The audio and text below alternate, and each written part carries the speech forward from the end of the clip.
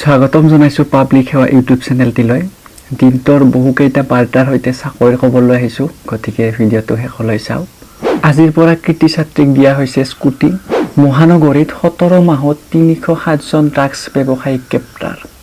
20 দিনত জালত পৰিল 441 জন ড্ৰাগছ সৰবৰাহকাৰী।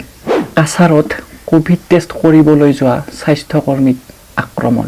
আজি প্লেকাৰ্ড লৈ চিকিৎসকৰ উত্তাল প্ৰতিবাদ।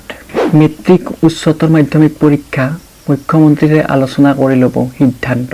পাকছে পাহাৰ কাজিৰঙা ৰাষ্ট্ৰীয় উদ্যানত অন্তৰ্ভুক্ত কৰা হ'ল।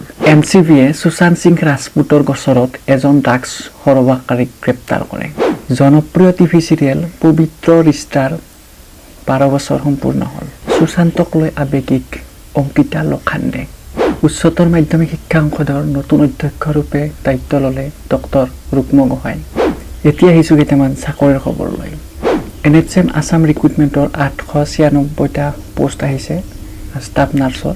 ইয়াৰ কাৰণে কোৱালিফিকেশ্যন লাগিব BSc নাৰ্ছিং কৰা বা GNM নাৰ্ছিং কৰা, আৰু ইয়াৰ লাষ্ট ডেট হৈছে 10 June.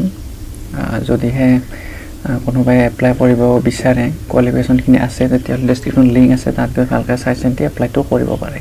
National board of examination ৰিক্ৰুটমেণ্টৰ 42টা পোষ্ট আহিছে। ইয়াৰ কাৰণে কিছুমান পোষ্টত হায়াৰ ছেকেণ্ডাৰী পাছৰ পৰা হয়, আৰু কিছুমানত গ্ৰেজুৱেশ্যন লাগে। ভালকৈ ডেছক্ৰিপশ্যন লিংক থাকিব, তাত গৈ ভালকৈ চাই চিন্তি এপ্লাইটো কৰিব পাৰে। তো আজিলৈ ইমানেই আছিল, ধন্যবাদ।